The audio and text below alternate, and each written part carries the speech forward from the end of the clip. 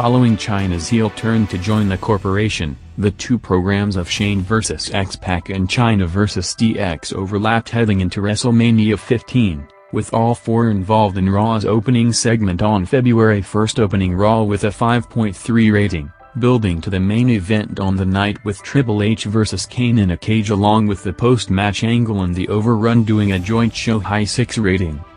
All four were involved in a tag match to open Raw's second hour on February 15, doing a 5.1 rating, which was a big drop from the previous segment due to facing strong competition from a Hogan vs. Piper match going on at the same time, closing the month with a promoted China vs. X-Pac match that ended with Shane and Hunter's interference doing a 5.5.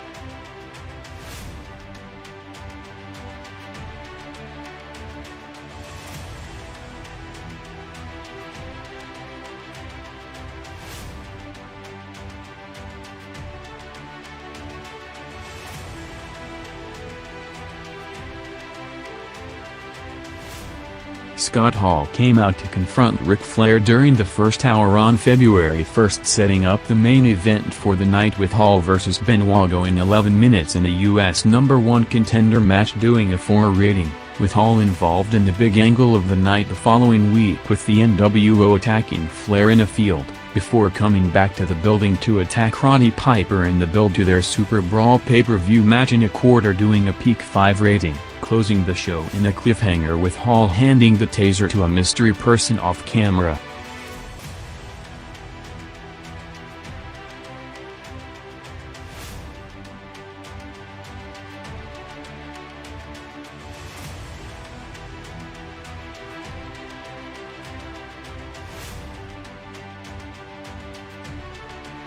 Bob Holly reinvented himself in February '99 as Hardcore Holly, with him taking the belt and joining the mix of the division with hardcore matches all over the buildings.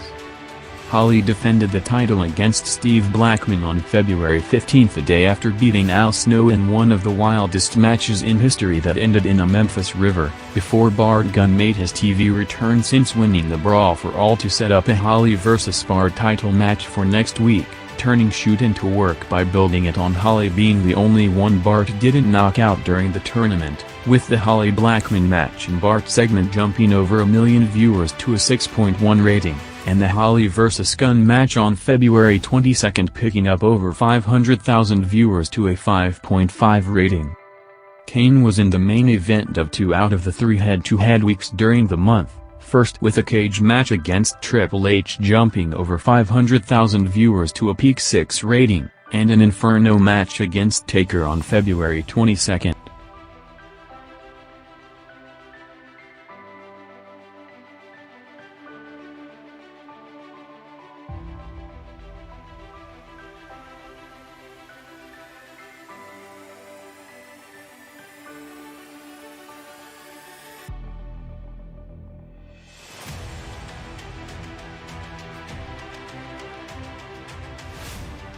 Hogan started the month in a show-long angle of him driving after David Flair and Charlotte along with Chuck Zito in the build to the first Hogan vs. Flair match since '96, ending past 11 p.m. in the overrun of the show with Hogan finding David outside of a gym.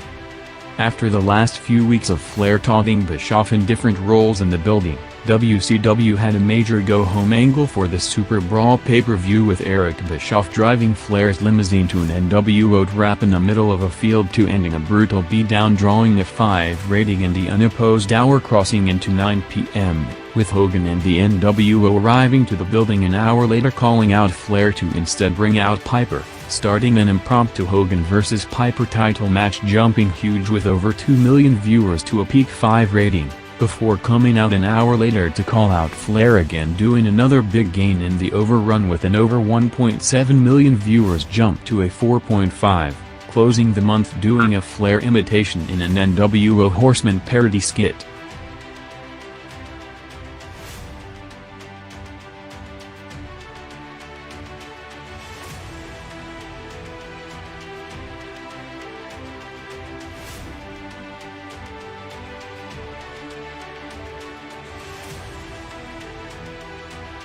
The build-up to the Nash and Luger vs. Ray and Konnan Mask vs. Hair match saw Nash and Luger coming out for a hype promo to start WCW's third hour, doing a 4.4 rating, putting Elizabeth's hair on the line against Ray's mask.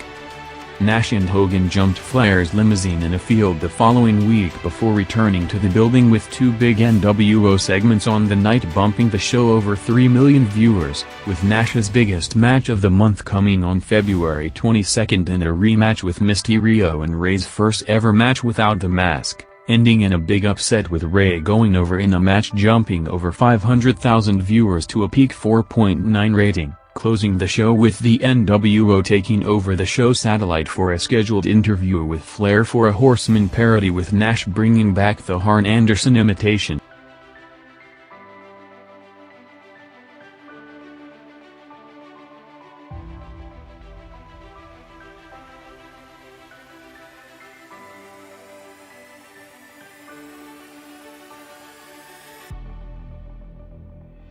The Triangle program of Shamrock Venus and Billy Gunn with the addition of Ryan Shamrock saw several angles in February '99 in the build to WrestleMania, starting with Val vs. Gunn, with Shamrock on commentary gaining over 800,000 viewers to a 5.9 rating in Raw's second quarter on February 1st, setting up the rematch for the IC title on February 15th, with Val going over before dropping Ryan in the post-match segment, combined doing a 6.1 rating. Closing the month with a Shamrock vs. Billy Gunn match with Val on commentary picking up over 1 million viewers to another 6.1.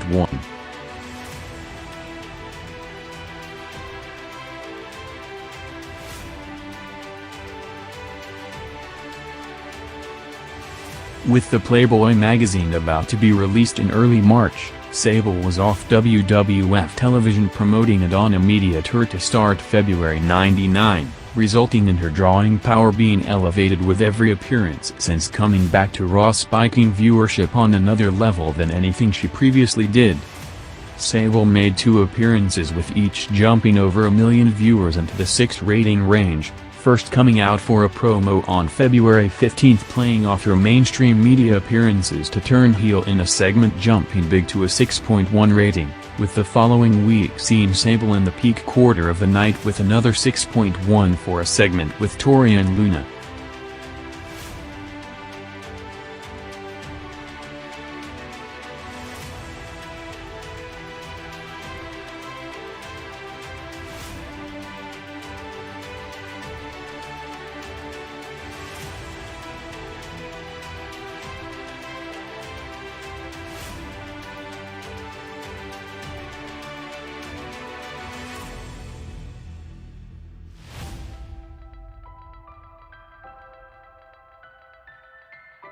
Scott Steiner continued his run with Bagwell as one of the top drawing performers in the business, with him peaking the night in the 2 opposed shows he appeared on during February, first with a match against Chris Jericho picking up over 700,000 viewers to a show-high 4.8 rating, while continuing the feud with Dallas Page and Kimberly on the way to the Super Brawl pay-per-view, setting up a major heat angle on the unopposed Nitro on February 8th with Scott throwing her off a car.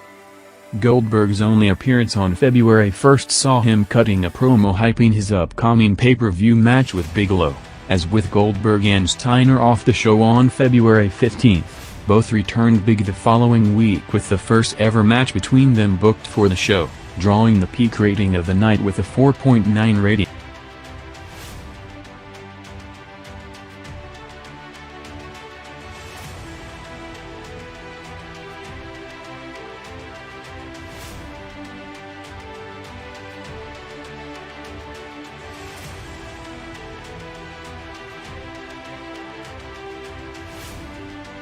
After the Ministry reveal in the past 3 weeks, Undertaker established the group on February 1st, with the Brood joining the Ministry after being attacked by them earlier in the show during a Brood vs Ministry tag match, jumping over 800,000 viewers to a peak 6 rating, with Taker leading the group out for a promo on February 15 to take the build-up to WrestleMania to the next level, with him targeting McMahon and control of the company in a cryptic message to Vince saying that the ministry are gonna take out McMahon's corporation until getting to his family, in the segment doing a 6.1 rating, with Taker coming back later in the show to send Vince a message through Shane, setting up McMahon booking Taker vs. Kane in the first ever televised Inferno match for the Raw main event on February 22, jumping over 1.2 million viewers to a show-high 6.5 rating, with the Inferno finish and post-match angle with Paul Bearer and Taker giving McMahon a gift on commentary and a cliffhanger end to Raw.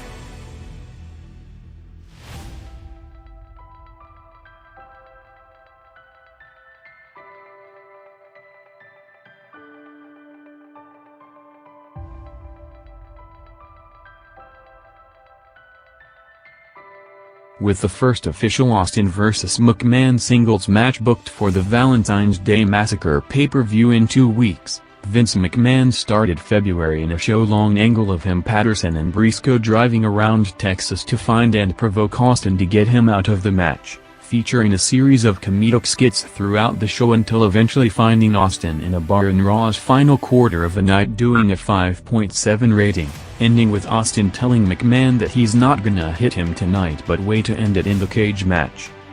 McMahon and Austin shot the final angle for the pay-per-view in front of the biggest crowd in wrestling television history, with over 42,000 at the Toronto Sky Dome, having Austin in a corporate gauntlet match ending with Vince pinning Austin and taunting him to close the show, with the follow-up segment to open Raw on February 15 opening big with a record 5.9 rating and jumping further to a 6.4 for the second half of the segment to set up Austin coming out for commentary during the Rock Foley ladder match, ending with Rock winning back the title to officially set up the Austin vs. Rock WrestleMania 15 main event.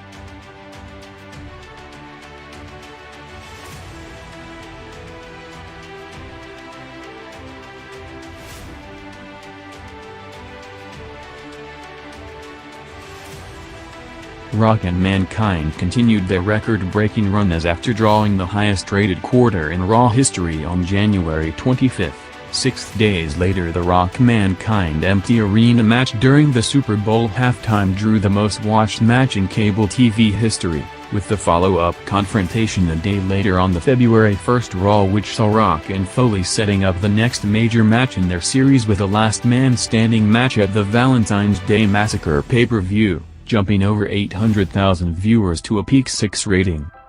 After opening Raw on February 15 at record levels with a big star power segment to set up the rematch, The Rock and Mankind's biggest number of the month and the biggest audience for both companies in general, came in the main event for the WWF title ladder match in the blow-off match of Rock and Mankind's over 5-month program, going 13 minutes to end with the debuting Paul White interfering for the finish, with the match jumping over 1.5 million viewers to a peak 6.8 rating.